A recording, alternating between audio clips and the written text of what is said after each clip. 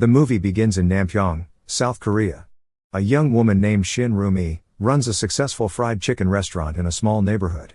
An interviewer asks why she's working so hard at a young age.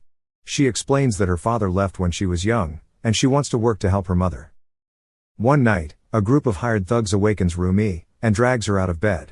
Her mother tries to intervene, but they push her aside. She rushes to her van and drives through, attempting to deter them. The van crashes into a nearby wall, and the men forcibly drag her mother out of the vehicle.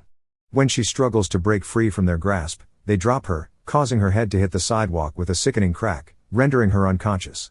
The men hastily flee as the neighbors rush to Rumi's aid and transport her mother to the hospital. Unfortunately, her mother succumbs to her injuries during the surgery. Meanwhile, a meteor lands on the mountains, exposing the local spring with extraordinary energy. Rumi's father, Shin Sok-han, drinks the water from the spring but spits it out when it tastes terrible. Afterward, he goes to his job at the bank, where he works as a security guard. He offers coffee to the cleaning lady, and she's shocked to see he has a lot of coffee packets. He tells her he steals it from the waiting area for the customers in the bank. He also shows that he sometimes steals toilet paper and encourages her to do the same. He also complains about an upset stomach, which he blames on the spring water. When his shift ends, his superior scolds him for always being late, but he doesn't care. He also sees the cleaning lady's superior scolding her, having found all the coffee packets she took. Sok-han acts like he doesn't see anything and walks away, but he does think the cleaning lady is dumb for taking that many at once. Later, he drinks alone outside a convenience store when his stomach hurts badly. He closes his eyes in pain as he waits for it to subside. Unbeknownst to him, various objects around him begin to move on their own. Suddenly, all the tables and chairs around him move back as if an unseen force had pushed them, and his stomach pain disappears. The shop owner is angry about the mess created, so he tells him to leave, believing that Sok-han has drunk too much alcohol. Afterward, Sok-han goes home to a small, messy apartment. When he grabs a lighter, it suddenly flies directly into his hand. This shocks him, but he doesn't have much time to think about it as he receives a call. It's Rumi informing him of her mother's death and the subsequent funeral. Soon, he arrives at his ex-wife's wake, where he walks past Rumi. At first, he didn't recognize her as he hadn't seen her in years. He witnesses a confrontation between Rumi and President Min, who manages Tae-san's operations. Min claims to be upset and stressed and also calls her delusional. But before Rumi hits Min, her lawyer, Kim Jung-hyun, cuts in and tells Min that the law should decide who is right. Min attempts to compensate Rumi for her loss, which she furiously rejects and demands that he leave. While the neighbors comfort her, Jung-hyun introduces himself to Sok-han and takes him around the neighborhood to show him the damage the thugs have done to the local businesses in the area. Sok-han is sad upon seeing a picture of Rumi. Jung-hyun continues to tell him that Tae-san Construction Company bought the land and plans to demolish all the buildings to build a large shopping mall for tourists without compensating the small business owners. Sok-han accuses Jung-hyun of only helping Rumi just to sleep with her. On his way home, he recalls how Rumi looked at him coldly and angrily threw away his cigarette. This action caused the nearby garbage pile to be thrown back as if he had pushed it without touching it. He recollects what he had done with the lighter and returns to his apartment. He attempts to make the lighter move again, and it suddenly flies toward his face. He does it again, and soon, the objects around him float. After her mother's funeral, Rumi and the others return to her neighborhood. They find that all shop owners have sought shelter in the shopping arcade because they fear the troublemakers loitering nearby. These troublemakers have been causing problems in the neighborhood by smashing windows, defacing shops with graffiti, and causing general chaos. Jung-hyun advises them to be patient as he plans to meet with the prosecutor soon. However, many believe Tae-san's company will use their money to influence the law. Rumi suggests they should guard the place overnight, but Sok-han thinks it will fail to work, and they'll force their way through. Mr. Kim suggests using Molotov cocktails, but Jung-hyun thinks it's a bad idea and believes it will make them look worse in the public's eyes. Sok-han believes it's too dangerous and suggests they all find new jobs. He also offers to help Rumi and pay for her college. This angers the neighbors, and they start yelling at him, so Rumi kicks him out.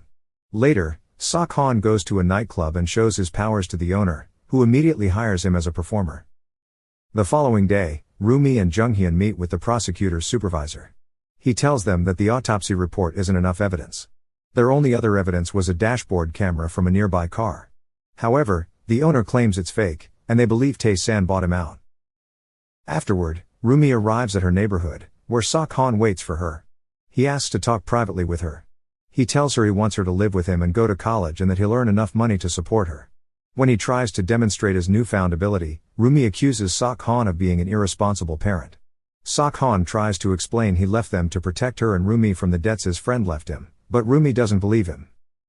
After losing her mom so suddenly, she's desperately trying her best to win the fight because it's the only way she can survive, and his showing up after all these years isn't helping her. He walks away sadly but soon notices Min and his men getting in their cars, ready to attack, and decides to follow them. Back in the neighborhood, the shop owners become aware of this.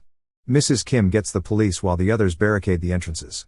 While they barricade themselves in the shopping arcade, Tae-san's thugs arrive and begin assaulting them. Sok-han arrives and uses his powers to fight off the assailants, leaving everybody around him in shock and wonder.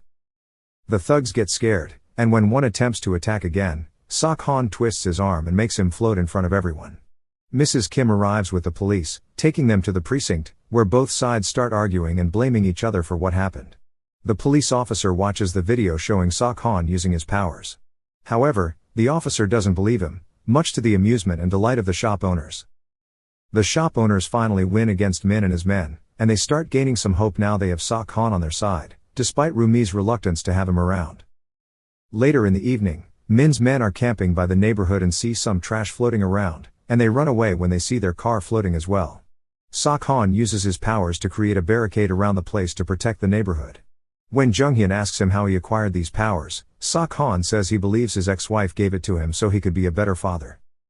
The next day, Rumi gives an interview to a small local channel, hoping to get some support from the public. She reluctantly agrees to have lunch with her dad.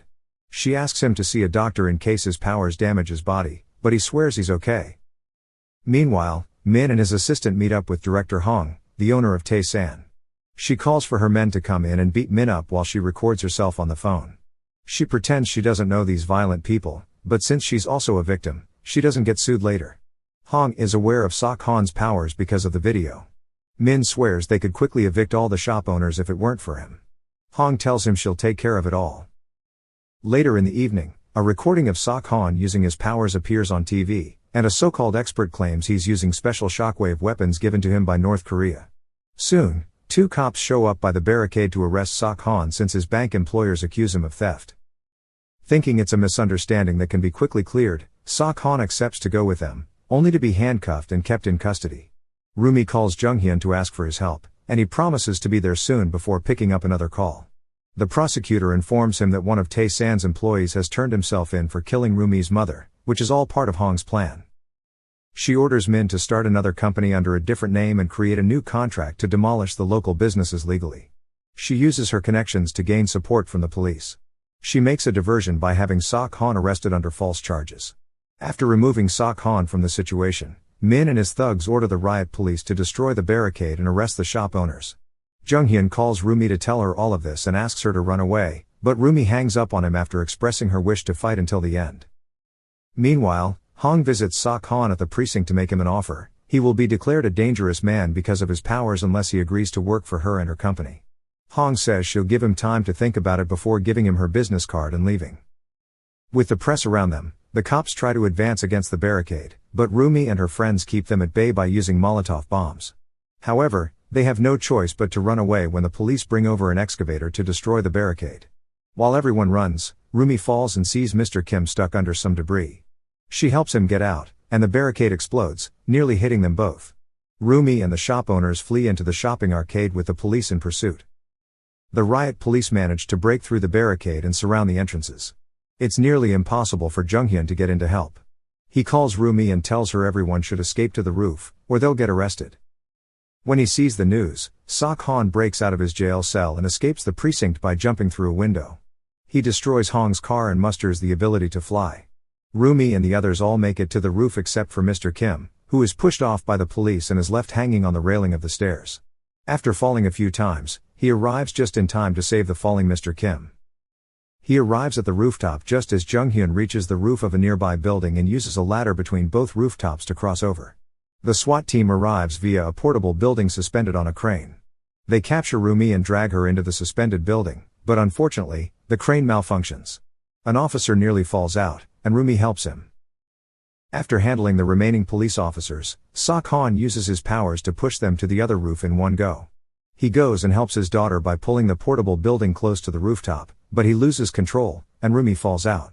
Sok-han swoops in and saves her before leaving her in the care of their escaped neighbors, and he tells Jung-hyun to take good care of Rumi before flying away to meet Min. He confronts Min, who is with the riot police, and punches him unconscious before turning himself to the police.